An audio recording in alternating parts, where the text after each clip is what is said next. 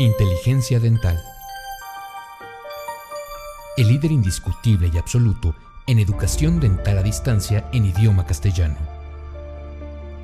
Le da la más cordial bienvenida a esta conferencia grabada. Gracias a nuestros patrocinadores oficiales.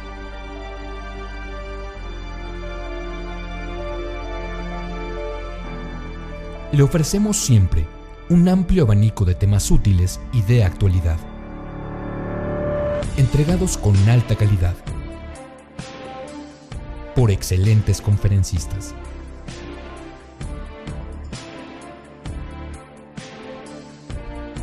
Es un placer recibirle en nuestras conferencias Webex en vivo por Internet, con sesión de preguntas y respuestas, o en nuestras conferencias grabadas disponibles en nuestro canal de YouTube.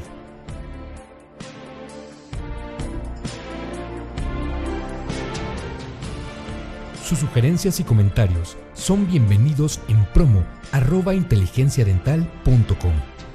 Por último, le invitamos a visitar nuestro website, en donde encontrará toda la información disponible: www.inteligenciadental.com. Que disfrute esta conferencia.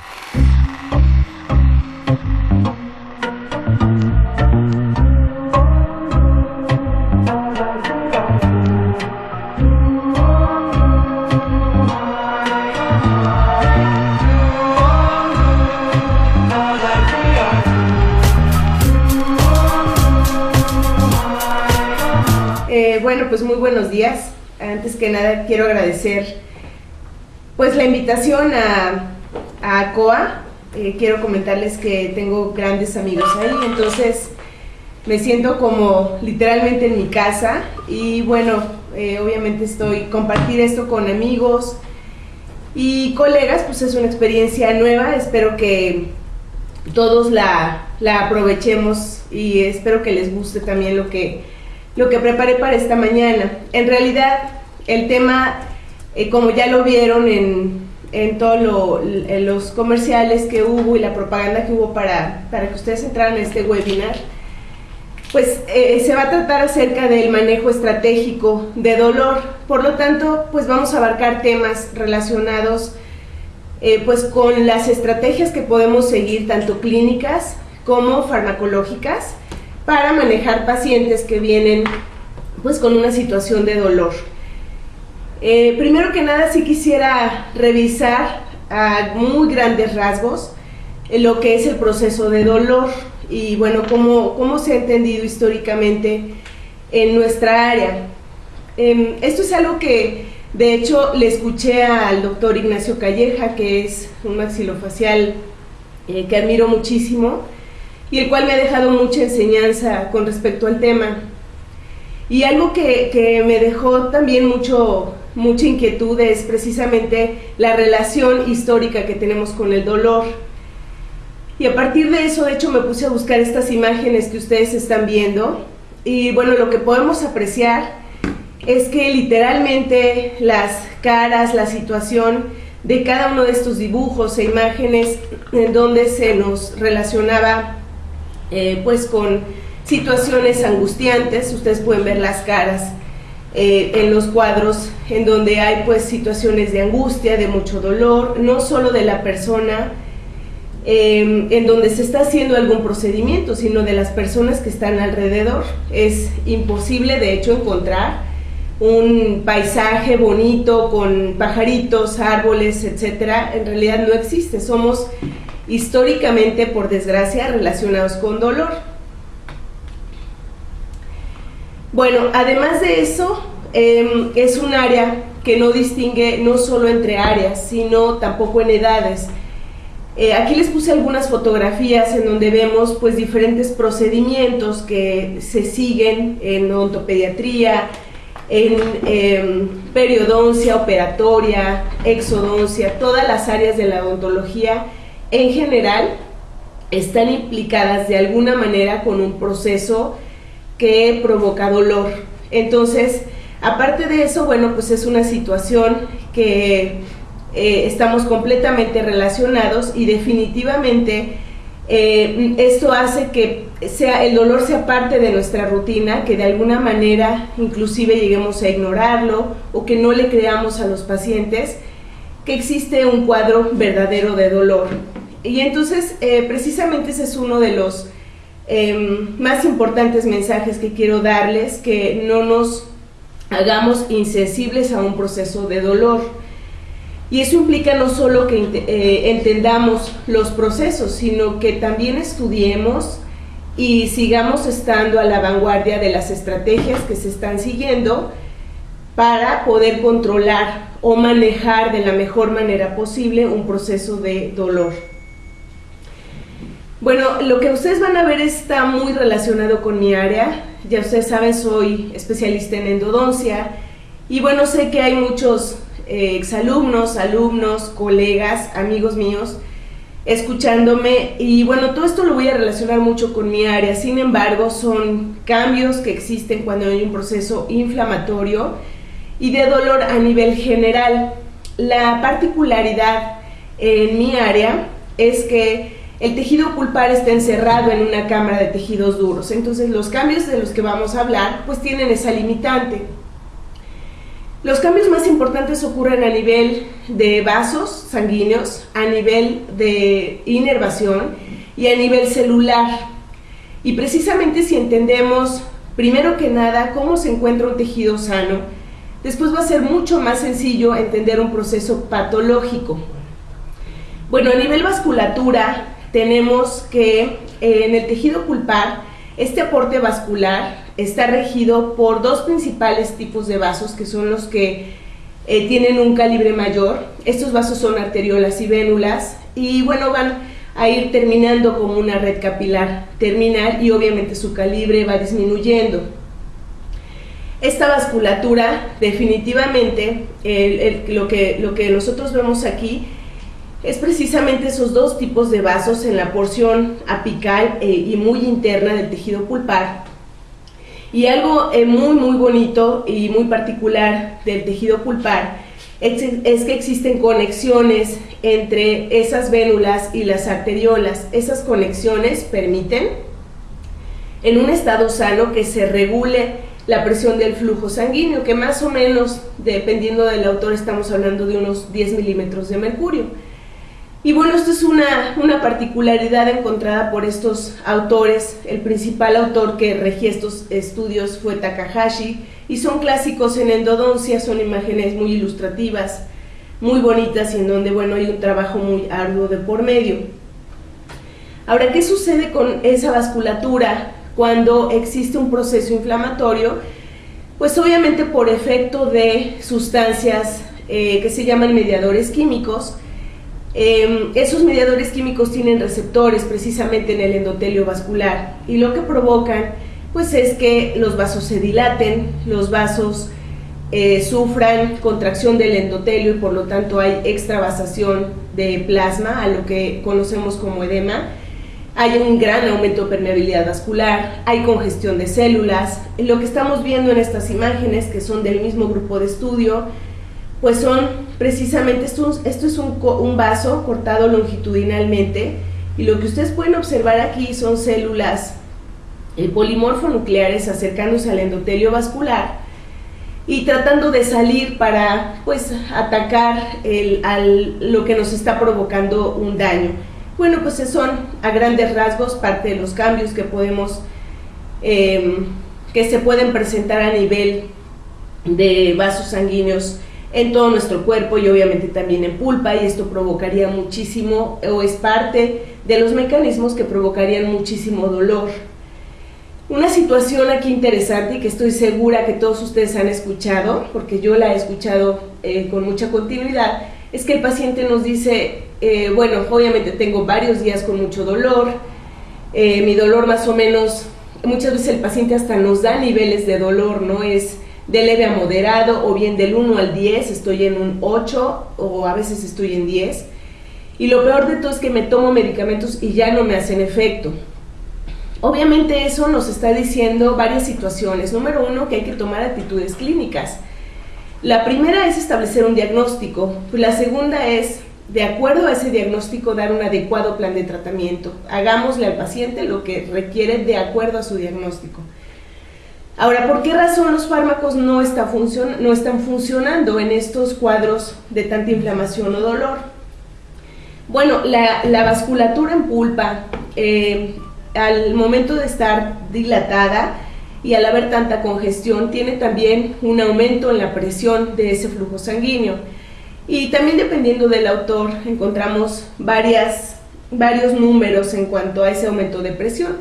Más o menos estaríamos hablando de unos 36 milímetros de mercurio, hay quien menciona 42. La idea es entender que es una presión bastante aumentada.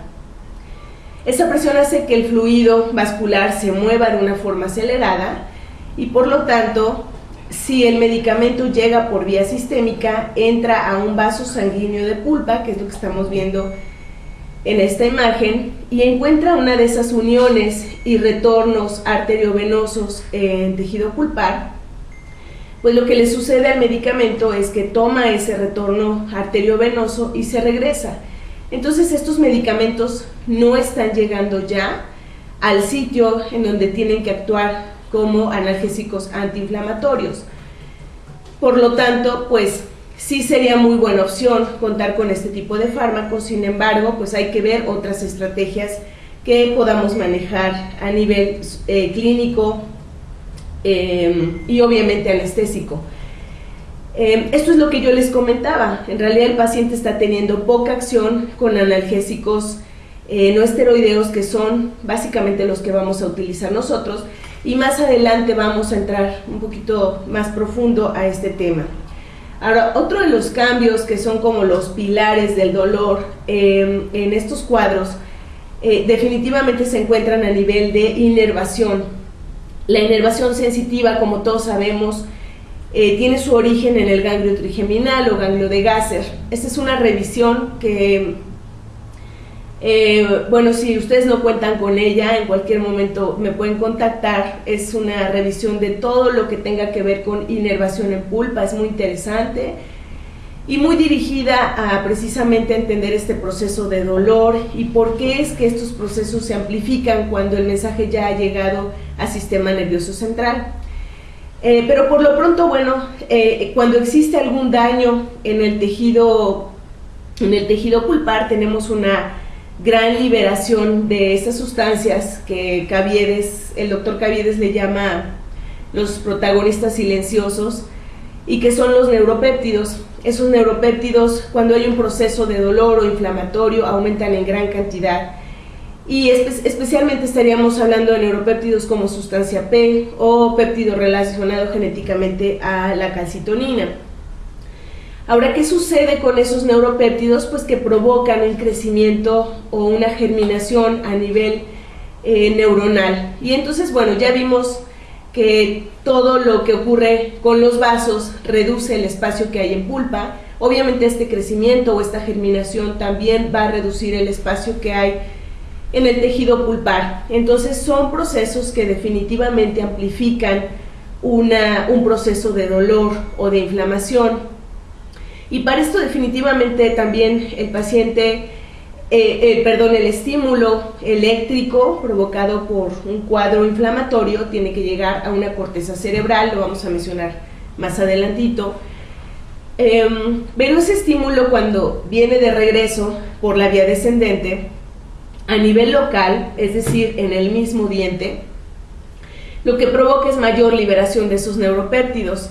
Lo que nosotros vemos aquí son fotografías de una doctora que ha publicado muchísimo de arborización nerviosa, se llama Margaret Byers, y lo que vemos acá, ustedes en negro, como viboritas más marcadas en este tejido, pues todo esto es crecimiento neuronal, y precisamente donde vemos un mayor aumento de esa densidad neuronal es en los cuernos pulpares. Lo que estamos viendo aquí en estas imágenes es cómo se encuentra un cuerno pulpar inervado sin ningún proceso patológico, y la imagen que vemos acá abajo es todo ese crecimiento que es muy denso a nivel, sobre todo o en mayor cantidad, de cuernos pulpares. Por eso es que si nosotros no manejamos bien antes de realizar algún procedimiento, este proceso inflamatorio, cuando estamos haciendo alguna cavidad, o en mi caso, cuando estoy realizando algún acceso y tocamos las áreas de cuernos pulpares, pues son áreas que están exageradamente sensibles e hiperalgésicas. Estas son las áreas en donde existe una mayor densidad de germinación a nivel nervioso. Ahora, especialmente las fibras que están reaccionando, yo sé que todos ustedes las han escuchado, sé que las conocen perfecto, pero bueno, es parte de la base y no quiero dejar de mencionarlo. Son las fibras A delta y las fibras C. Cada una tiene sus características particulares para desarrollar cuadros diferentes e inclusive que unas se manifiesten de una forma y otras de otra nos ayuda muchísimo a establecer un diagnóstico. Las fibras A delta, como todos sabemos, son fibras que tienen mielina, y esa mielina yo la verdad es que siempre la he visto como una gasolina. Es lo que hace que la fibra nerviosa sea mucho más veloz, y siempre para nosotros, por lo menos como endodoncistas, es muy benéfico que estas fibras estén expresadas, porque generalmente si estas son las que están estimuladas, el paciente puede identificar qué diente le duele, puede saber que le duele mucho o está muy sensible con el frío, pero no deja de localizar cuál es el área que le molesta. Es muy fácil repercutir una molestia que sea provocada sobre todo por estimulación de fibras A delta. El otro tipo de fibras se encuentran más en la parte interna del tejido pulpar. Por lo tanto, y estas responden con dolor a estímulos térmicos calientes. Entonces, si el paciente nos dice, bueno, pues me empezó a doler con el frío, pero ahora ya las cosas calientes no las tolero, pues son focos rojos que nos hacen también o nos ayudan a establecer un diagnóstico.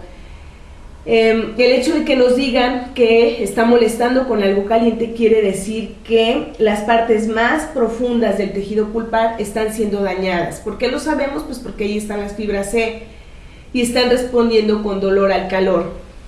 El problema de una fibra C es que también se expresan o son las que provocan un dolor referido.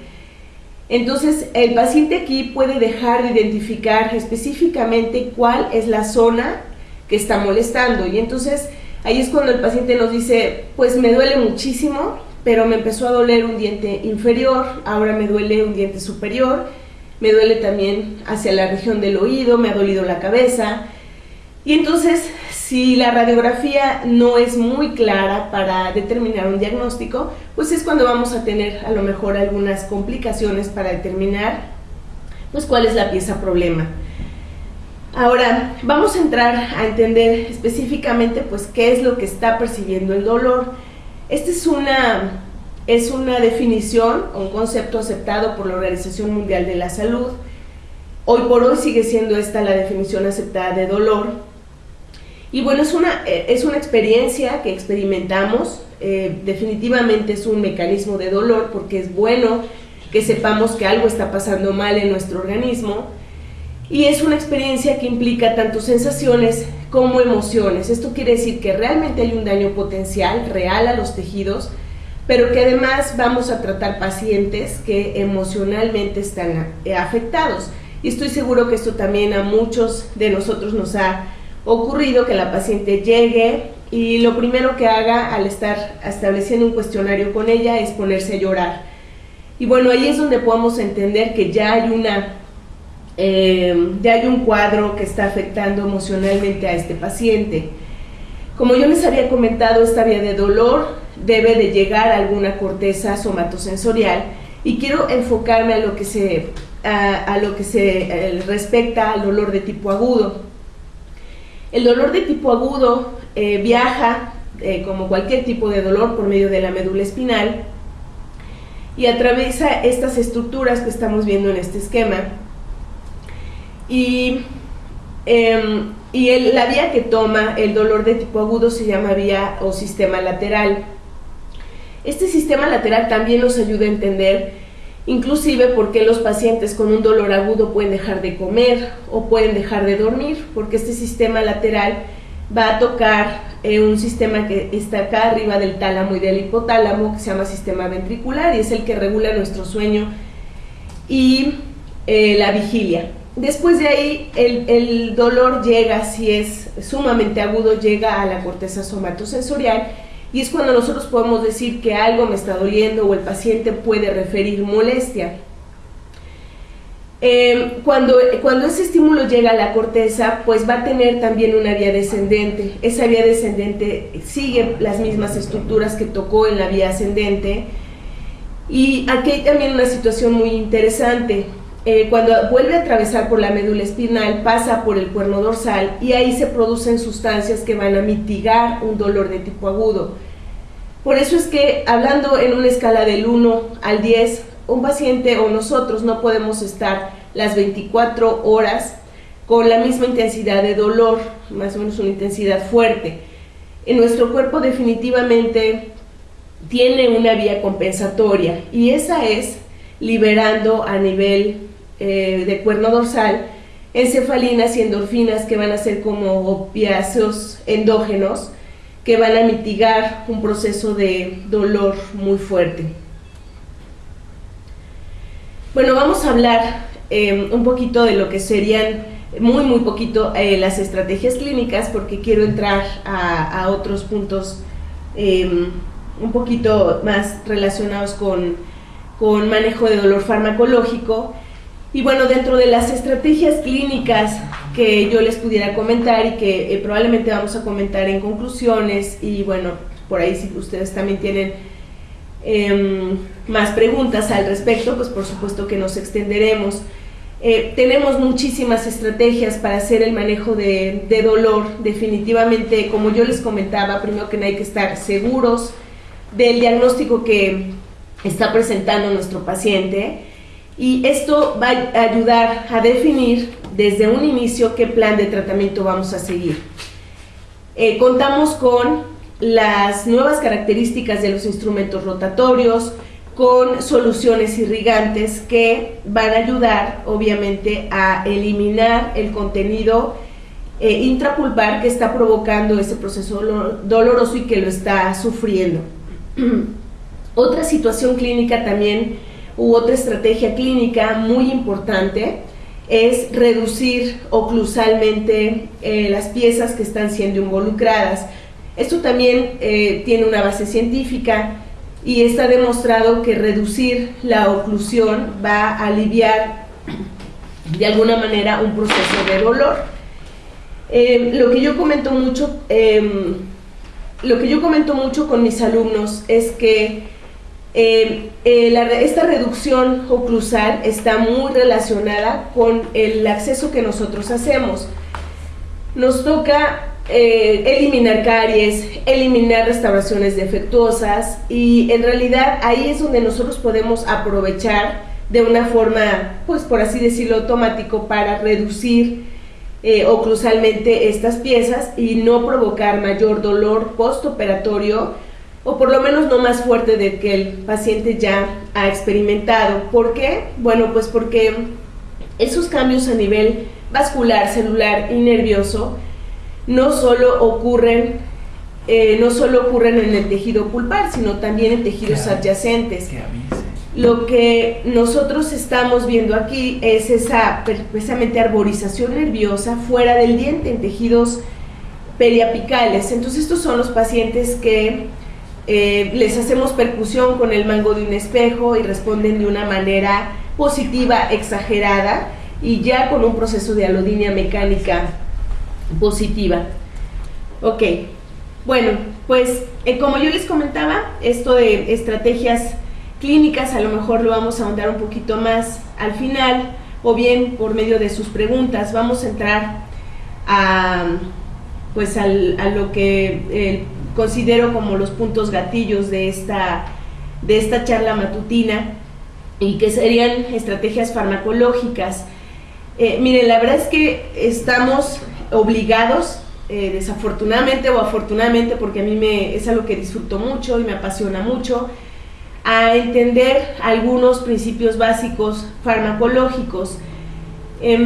No es algo muy complicado, creo que de pronto le tenemos algo de fobia a la farmacología. Sin embargo, hay principios básicos que los entendemos y de ahí nos llevan a entender cómo actúan, a qué nivel, indicaciones y contraindicaciones de un gran número de medicamentos que utilizamos en odontología en general. Y entonces ahora es cuando vamos a tomar las opciones farmacológicas. Desde mi punto de vista, por lo menos en mi área, los dos grupos más importantes para que controlemos la inflamación y el dolor son dos. Uno de ellos sería el grupo de anestésicos locales y el otro sería el grupo de analgésicos antiinflamatorios no esteroideos. Cualquiera que sean estos medicamentos, pues obviamente se consideran drogas con características de farmacocinética y farmacodinamia, que como les comentaba es muy importante entenderlas. Primero que nada quiero hablarles un poquito de lo que es la absorción y qué necesitan los fármacos para ser bien absorbidos a través de las membranas celulares y que puedan posteriormente tener un efecto. Bueno, tenemos que esta absorción es entendida bajo un concepto que se llama mosaico fluido. Esto quiere decir, o esto nos ayuda a entender, pues cómo está compuesta la membrana de todas nuestras células. Y esto es con una bicapa de fosfolípidos, y esta bicapa de fosfolípidos tiene su parte externa, que es hidrofóbica, y la parte interna hidrofílica. Insertadas en estos fosfolípidos hay proteínas, y esas proteínas son muy importantes a nivel farmacológico porque pueden funcionar como bombas, como medios de transporte o bien como receptores para una gran cantidad de medicamentos. Entonces, a grandes rasgos, ese es el concepto bajo el cual se rige esta absorción. Otra cosa a considerar para que un fármaco se absorba adecuadamente definitivamente son sus propiedades físico-químicas, que como les comentaba no me voy a meter muy a profundidad porque el tiempo apremia, pero seguramente existirán otras oportunidades para charlar con ustedes más a profundidad de cada uno de estos tópicos que estamos manejando.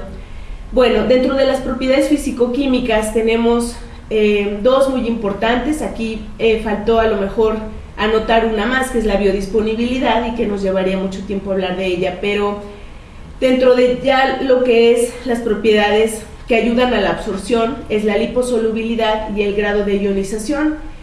La liposolubilidad, pues obviamente si ya entendimos cuál es la conformación de las membranas de nuestras células, pues entonces también podemos deducir que las drogas que sean más liposolubles van a ser las que se van a absorber mucho más y por lo tanto van a alcanzar mayor concentración. Y eso precisamente es lo que yo quiero en esos pacientes que traen mucho dolor, que tengan esta característica grande de liposolubilidad, que se absorban adecuadamente, porque la concentración del fármaco va a ser en parte lo que va a regir la cantidad de receptores ocupados por esta droga. Específicamente hablemos de los anestésicos.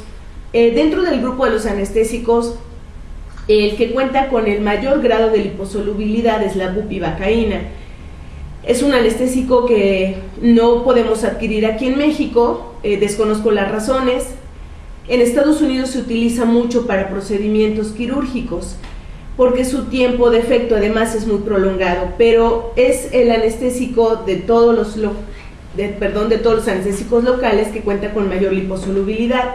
Sin embargo, en México, a nivel odontológico, contamos con anestésicos que cuentan con grandes propiedades también de liposolubilidad, y vamos a ver posteriormente cómo lo podemos aplicar. Ahora, el grado de ionización del fármaco también nos habla mucho de en qué superficie se va a absorber adecuadamente cada medicamento. Y aquí les puse un ejemplo que sería el de la aspirina. Este grado de ionización se obtiene con esta fórmula que se llama Henderson-Hasselbalch. Y bueno, son logaritmos que utilizan para determinar las formas iónicas y no iónicas de los fármacos, y esto a su vez va a determinar cuándo el fármaco es más liposoluble y que esto pueda permitir que el fármaco pase por difusión simple a través de las membranas, de acuerdo precisamente a su liposolubilidad. Ahora, a lo mejor por aquí nos perdemos un poquito en cuanto a lo que es el grado de ionización y su grado de liposolubilidad. Vamos a tratar de aterrizar algunos otros conceptos para finalmente entenderlos a nivel farmacológico y tomar ventajas de esas características. Una vez que sabemos el pK de un medicamento que es ácido, sabemos que este tipo de medicamentos ácidos débiles van a estar menos ionizados en un medio ácido, por lo tanto van a ser más liposolubles en ese medio y se van a absorber mejor, por lo tanto se van a concentrar mucho mejor. No así los fármacos tipo AINES. Estos fármacos tienen un pK muy acercado a los valores neutrales o a los valores de bases débiles y están menos ionizados en un medio básico, por lo tanto en ese medio es cuando son más liposolubles y voy a tener mayor absorción y concentración de los fármacos. Supongamos que estamos infiltrando una droga o administrando una droga con un pK de 7.8. Si esa droga entra en un pH tisular muy parecido a su pK, pues entonces se va a poder absorber, no va a haber rechazo por medio de cargas y entonces la concentración de ese fármaco va a ser la que nosotros estamos buscando. Otra situación muy interesante para que las drogas se puedan, ya una vez que se absorbieron, se distribuyan adecuadamente, es que se unan a proteínas plasmáticas. Las proteínas plasmáticas más abundantes y más importantes, por lo menos en los fármacos que nosotros utilizamos, son la albúmina, que es producida en hígado, pero está en sangre, y abarca un 60% de esas proteínas plasmáticas. Aquí se unirían drogas ácidas, como por ejemplo los antibióticos tipo bactericidas. La segunda es la alfa-1-glucoproteína ácida, y esta es muy importante para las drogas básicas como los anestésicos. Entonces, si el paciente tiene una cantidad adecuada de este tipo de proteína plasmática, pues obviamente voy a tener las ventajas que le confiere un gran porcentaje de unión a esas proteínas plasmáticas. Estamos hablando de ventajas como menor cantidad de droga libre. A lo mejor pensaríamos que es justo eso lo que necesitamos, que haya droga libre para que pueda llegar a su receptor. En este caso no, en este caso el hecho de que exista mayor droga libre quiere decir que ese fármaco se va a distribuir a otros sitios de nuestro organismo, va a ir a su receptor, pero después de eso la droga está lista para biotransformarse y eliminarse. Entonces, sí queremos que exista droga libre, no en grandes cantidades. ¿Quién la retiene? Precisamente las proteínas plasmáticas. Ahora, esta retención por parte de las proteínas plasmáticas disminuye la toxicidad del fármaco a nivel sistémico y obviamente ofrece una gran ventaja que sería la liberación lenta. ¿Por qué? Pues porque ese secuestro que hace la proteína plasmática con el fármaco lo hace de una manera transitoria y llega un momento en que la proteína suelta al fármaco y lo va liberando lentamente.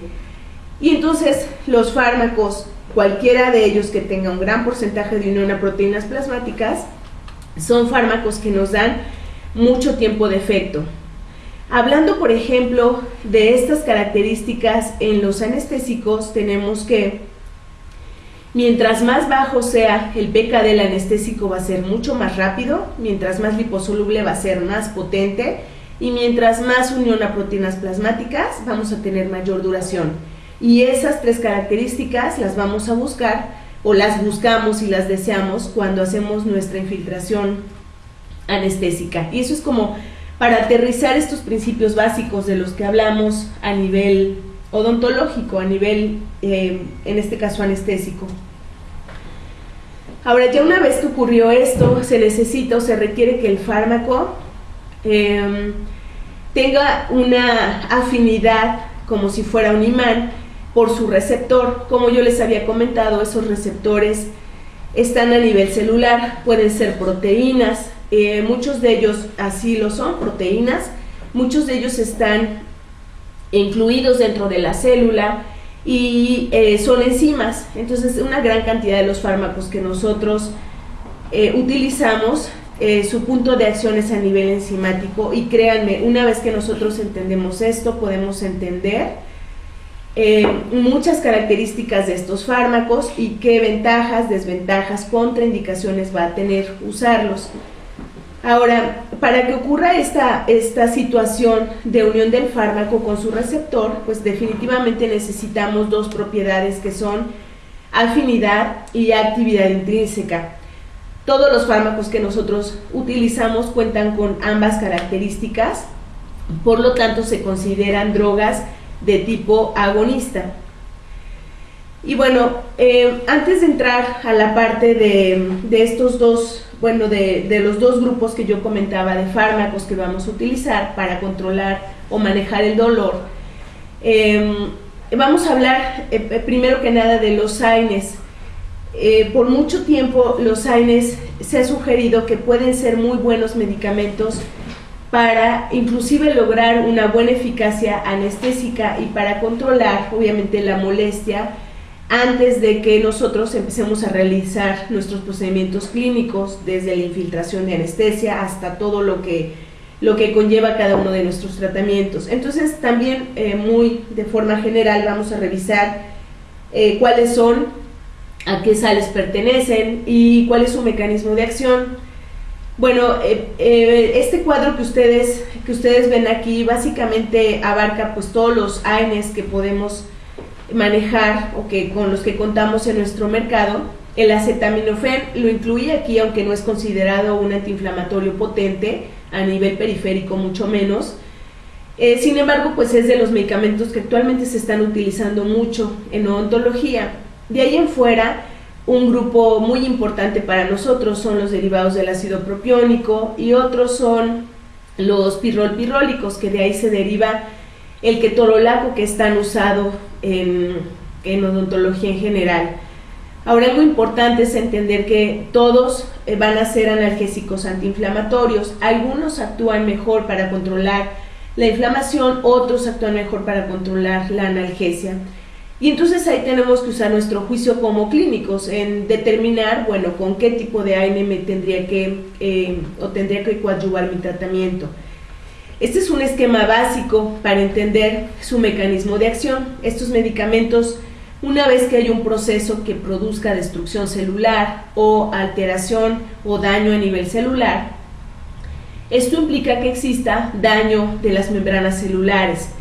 Y entonces este daño es detectado por nuestro organismo. Una de las cosas que detecta a este nivel mi organismo es que existen esos componentes de la membrana celular, que son la bicapa de fosfolípidos, pero rotos ya, sin formar parte integral de la membrana de nuestras células. Son detectados por una primera enzima que se llama fosfolipasa A2. Y esta fosfolipasa A2, como cualquier otra enzima, convierte una cosa en otra. En este caso convierte a los fosfolípidos en ácido araquidónico, y ahora el ácido araquidónico puede ser tomado tanto por vía ciclooxigenasa como lipoxigenasa. Y la que más nos importa, sobre todo a nivel de dolor, es esta enzima que toma el ácido araquidónico y lo somete a ciclos de oxigenación, más o menos entre 3 a 5. Y producto de esos ciclos de oxigenación, el ácido araquidónico se convierte en prostaglandinas y tromboxanos. Y las prostaglandinas serían las que están directamente involucradas en provocar dolor. Si nosotros hacemos una revisión de artículos que tengan que ver con anestesia, con control de dolor, vamos a ver que uno de los protagonistas siempre va a ser la prostaglandina E2. Entonces, bueno, quería nada más a grandes rasgos que recordemos cuál es el origen y cómo se producen estas sustancias que actúan como mediadores químicos. Los medicamentos tipo AINE actúan precisamente a nivel de COX, de ciclooxigenasa en general, y lo que hacen pues es inhibir la producción de estas sustancias.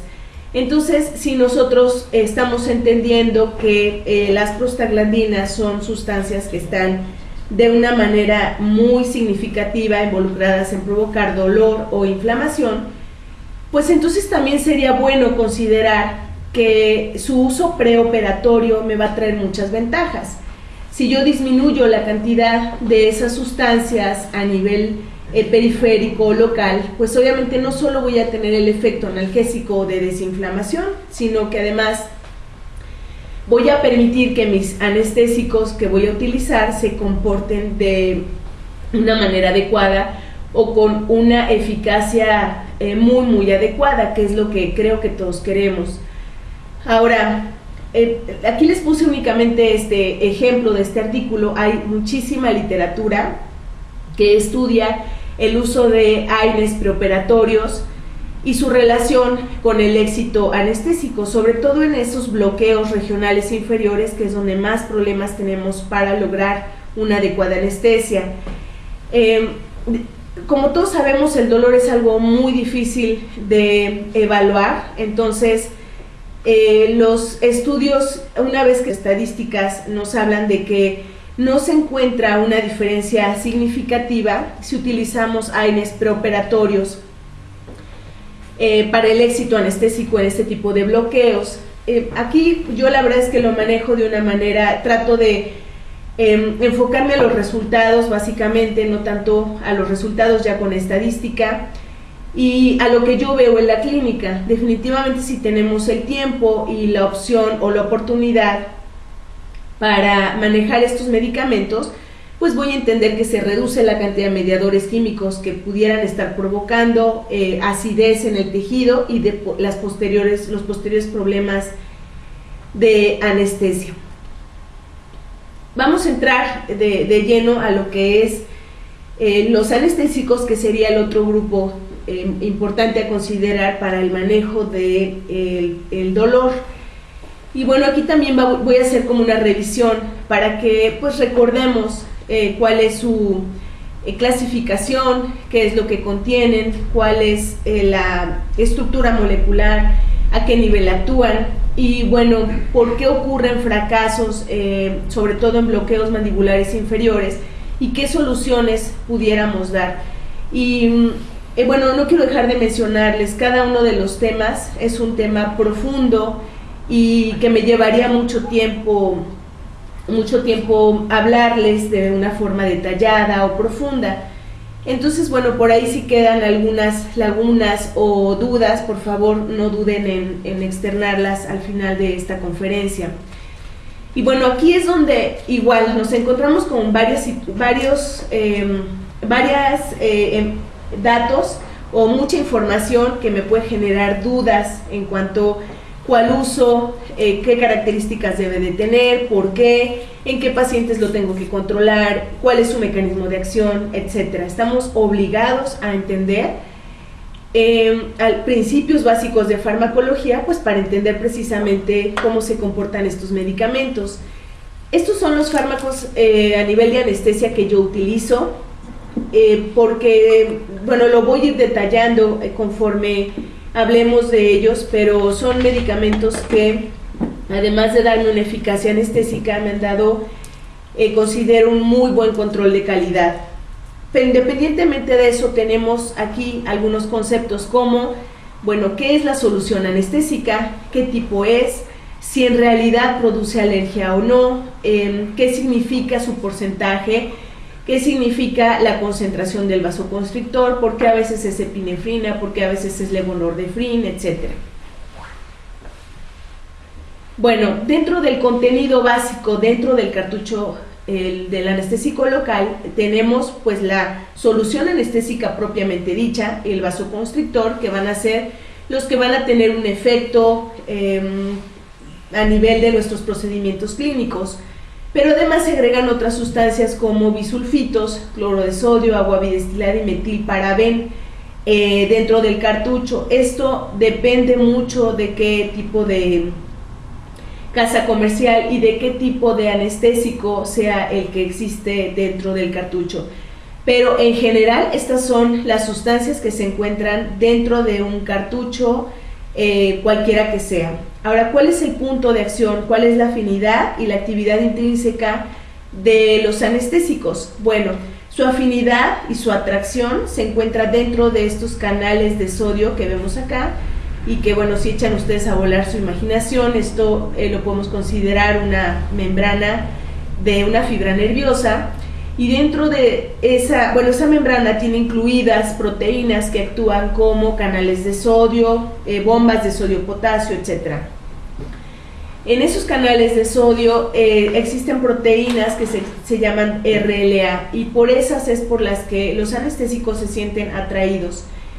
Entonces, una vez que el anestésico local se ha unido a esa proteína, lo que continuaría, o la actividad intrínseca de esa afinidad, sería el bloqueo de los iones de sodio. Por lo tanto, la parte interna de la membrana nerviosa no se puede cargar y deja de transmitirse o de producirse un potencial eléctrico para un impulso doloroso, y eso sería como que el efecto anestésico en sí. Ahora, la estructura molecular de los anestésicos locales cuenta con 3 bases. La primera es el anillo aromático, después tenemos una cadena intermedia, y por último una amina terminal. Cada una de estas estructuras en la molécula de los anestésicos locales tiene una función en particular, y vamos a hablar igual muy rápido de ella.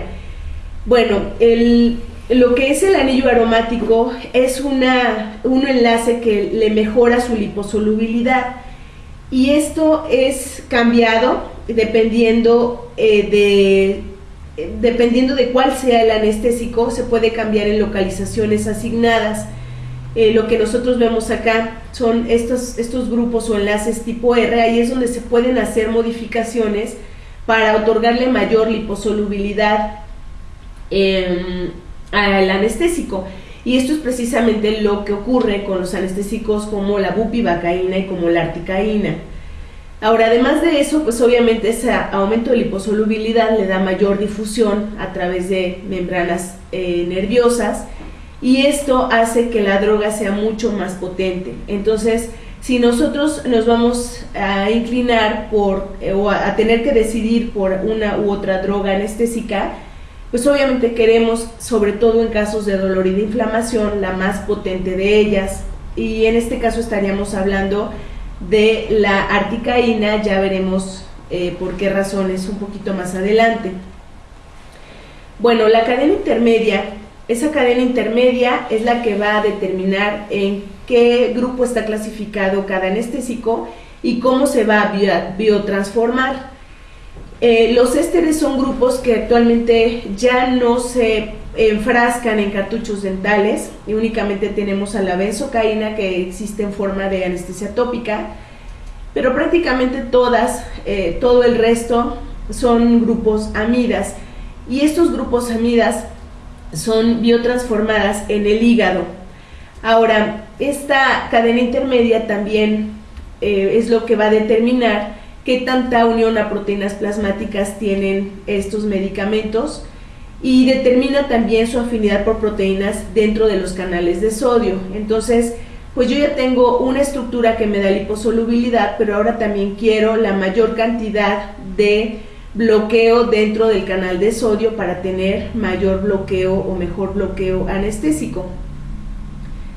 Bueno, finalmente tenemos la amina terminal. Esta amina terminal va a ser como el switch de prendido y apagado, y esto me va a determinar qué tantas formas liposolubles, que se les llama también formas o enlaces terciarios, van a estar presentes para que pueda absorberse adecuadamente la droga y pueda bloquear más canales de sodio. Y entonces por eso es que yo les comento que se va a considerar como un botón de encendido y apagado. Estas formas, tanto terciarias como cuaternarias de la amina terminal, van a jugar un papel primordial para los eventos que van a seguir después de esto, y que van a dar eficacia anestésica. Aquí este es un esquema de una revisión que hice de un artículo de un autor llamado Becker, de apellido Becker, y es muy interesante, nos quita muchos tabús, muchas malas interpretaciones que tenemos con respecto a la alergia y a toxicidad, no solo de los anestésicos, sino también de los vasoconstrictores. Y bueno, aquí estamos viendo que los fármacos tipo anestésicos locales se preparan en soluciones como hidrocloruros para que puedan ser estables en agua o en una solución. En el momento en que se inyecta un anestésico local, entran en realidad, lo que predomina son las formas cuaternarias del fármaco, pero ya una vez que el fármaco se absorbe, esas formas cuaternarias cambian o pueden cambiar y aumentar en número a su forma terciaria, que es la que nos interesa, que es la liposoluble. Y entonces esta, si se encuentra al 50% o un poquito mayor, son fármacos que nos van a otorgar mayor liposolubilidad. Bueno, a nivel de lo que habíamos comentado de pHs y pK, el gran problema aquí es que en un paciente que tiene dolor y que tiene inflamación, entendemos que hay muchos iones de hidrógeno libres. Esos iones de hidrógeno libres son derivados de la destrucción y de la afectación a nivel celular. Esos iones de hidrógeno están esperando nada más que entre algo con carga para unirse a ello. Entonces eso es lo que ocurre si nosotros colocamos un anestésico muy diferente al pH de nuestros tejidos, que es como lo vemos aquí en esta gráfica. Y entonces, si esto no lo manejamos, si no lo entendemos previo a nuestra primera infiltración, pues ¿qué sucede? Cuando infiltramos un anestésico, esas cargas de hidrógeno que están libres en el tejido se le pegan al fármaco, lo ionizan, le quitan menos formas terciarias, por lo tanto el fármaco no se puede absorber adecuadamente. Y a esto le vamos a agregar que existen una gran cantidad de mediadores químicos como histamina, bradiquinina y prostaglandina, como les mencionaba, la más común es la E2, que están provocando que se abran canales resistentes a la tetrodotoxina.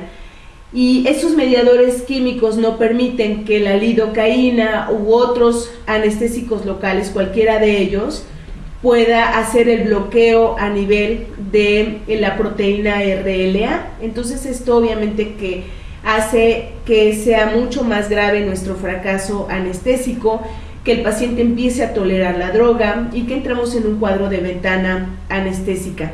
Por lo tanto, las estrategias aquí sería buscar esos anestésicos que cuenten con el pK más bajo, y estaríamos hablando primeramente de la mepivacaína, y por ahí le seguiría definitivamente la articaína y la lidocaína un poquito más arriba. Pero esta sería una muy buena estrategia. Si ya entendimos qué es lo que está ocurriendo a nivel de pH tisular y entendemos también qué es el pK de los tejidos, pues entonces vamos a jugar con las opciones que tenemos. Y en este caso, bueno, afortunadamente tenemos las presentaciones que tenemos de mepivacaína con o sin vasoconstrictor. Yo definitivamente en mi primera infiltración regional para el bloqueo regional inferior estoy utilizando Scandonest al 3%, ya hago mi juicio clínico si utilizo con o sin vasoconstrictor. Recordemos que la mepivacaína es el único anestésico que por sí solo es vasoconstrictor, por lo tanto es el que más tiempo de efecto me va a dar, aun cuando no contenga el cartucho vasoconstrictor. Ahora, otra cosa u otra estrategia a seguir sería ampliar la dosis o aumentar la dosis, y esto lo lograríamos con técnicas suplementarias. Y una técnica que está por lo menos en cuadros de dolor en endodoncia, sobre todo en pacientes con pulpitis irreversible sintomática, con o sin involucración periapical, sería esta técnica suplementaria por bucal, que es como si colocáramos anestesia local superior, pero ahora en inferior. Es una técnica que se ha visto que sí aumenta el porcentaje de éxito anestésico una vez que se amplifica la dosis, como una técnica suplementaria al bloqueo, al bloqueo regional inferior. Y bueno, esto de nuevo les comento, tiene que estar sustentado con literatura, son estudios, la verdad es que muy bien controlados, con una metodología muy entendible, entonces los invito a que, si les interesa, revisen esa información. Ahora, esta técnica suplementaria por bucal es definitivamente obligada con un solo tipo de anestésico local por sus propiedades, y este sería la articaína al 4%. Se ha visto que utilizando esta técnica se aumenta, con este anestésico se aumenta un 67% la tasa de éxito. Ahora, ¿por qué tiene que ser forzosamente si utilizamos esta suplementaria con articaína? Bueno, recordemos que aquí se requiere que el anestésico penetre o pase a través de una estructura extremadamente densa y gruesa, que es el hueso cortical. Y bueno, para esto necesitaríamos entonces el anestésico más liposoluble que tengamos a nuestra disposición. La articaína cuenta con un derivado tiófeno. Como comentábamos, existe un enlace en donde se puede hacer este tipo de cambios y eso le confiere mayor liposolubilidad. Entonces, en vez de un anillo benceno, cuenta con este anillo tiófeno, y esto le confiere una gran característica de liposolubilidad. Entonces, por esa razón sería exitosa utilizar esta técnica con articaína al 4%. Ahora, bueno, eso es en cuanto a la solución anestésica. Vamos a hablar a grandes rasgos y ya prácticamente para terminar, de a dónde se va el contenido del vasopresor específicamente. El vasopresor, bueno, es la base o el más utilizado y el más común, es la epinefrina. Esta tiene receptores en los vasos sanguíneos y la mayor cantidad de receptores que toca, por ejemplo, en la anestesia local que nosotros aplicamos, se dirigen a receptores tipo alfa que provocan vasoconstricción, sobre todo en microvasculatura, y entonces el vasoconstrictor ahí es exactamente hacia donde se dirige. Lo que vemos aquí es la epinefrina, cómo llega a los receptores alfa 1 y alfa 2 y provoca vasoconstricción en vasculatura de pequeño calibre. Sabemos que las grandes ventajas del vasoconstrictor pues es darnos hemostasia en caso de que realicemos muchos procedimientos quirúrgicos y además aumentar el tiempo de acción del anestésico. Ahora, una estrategia que yo aquí quisiera platicar con ustedes es la velocidad con la que administramos la droga, o sea, el anestésico o el contenido del cartucho. Debemos hacerlo de una forma lenta, pausada, prácticamente por goteo, como si fuéramos una computadora que controla esa infiltración con lentitud. ¿Qué sucede si nosotros aplicamos la anestesia de una forma muy rápida e inmediata y en muy poco tiempo? Que esa epinefrina se va a otros receptores como beta 1 que están en corazón y provocaríamos gasto cardíaco, y los beta 2 que están en circulación periférica y que provocarían vasodilatación periférica. Y entonces, clínicamente, ¿qué nos sucedería? Bueno, el paciente va a sentir anestesia a la mitad de la mandíbula, pero además va a sentir el corazón muy agitado y además va a sentir que se va a desmayar. La manera de evitar esta situación es precisamente administrando de una forma muy lenta todo el contenido del anestésico. El paciente no se va a desmayar, simplemente se le tuvo un cuadro de hipotensión. Le sugiero yo que levanten al paciente, que lo tranquilicen. El alcohol, si le damos una torundita con alcohol, en realidad el alcohol no le va a ayudar en nada, es simplemente un placebo, pero sí podemos utilizar placebos, así lo hacemos. Ahora, ¿de qué otra manera controlo yo la velocidad con la que anestesio? Pues definitivamente eligiendo el material con el que está realizado el cartucho. Esto es algo que yo no he encontrado soportado en la literatura, pero revisando pues física de materiales, encuentro yo que existe un coeficiente de fricción entre diferentes materiales. Lo que yo encuentro y que de hecho me genera mucha inquietud para hacer algún protocolo de investigación es que la fricción que necesita un plástico para deslizarse al lado de otro plástico o a lo largo de otro plástico es mucho mayor a lo que requiere un plástico deslizándose en una superficie tipo vidriosa. Y entonces esta es una característica para mí muy importante, que los cartuchos sean de vidrio para que pueda yo deslizar bien el émbolo de plástico que está en el cartucho y pueda yo controlar la cantidad y la velocidad con la que se administra este medicamento. Y bueno, ya para terminar, creo que algunas conclusiones las hemos ido platicando en el transcurso de pues lo que platicamos. Y bueno, solo como hacer énfasis en los puntos que manejamos y a lo mejor un poquito más en esto que encuentran en primer lugar, que sería el placebo, sería comentarles que no dejemos a un lado los efectos placebos que nos puede dar que nosotros le expliquemos al paciente que tiene, qué le vamos a hacer, que utilicemos medicamentos con buena eficacia, buen control de calidad, que le hablemos de frente, viéndolo a los ojos, con mucha seguridad, y todo eso va a hacer que el paciente se empiece a tranquilizar, aún cuando sean pacientes que llevan días teniendo un proceso de dolor y de inflamación. Si nosotros podemos hacer uso de medicamentos que disminuyan la cantidad de mediadores químicos, definitivamente es una opción.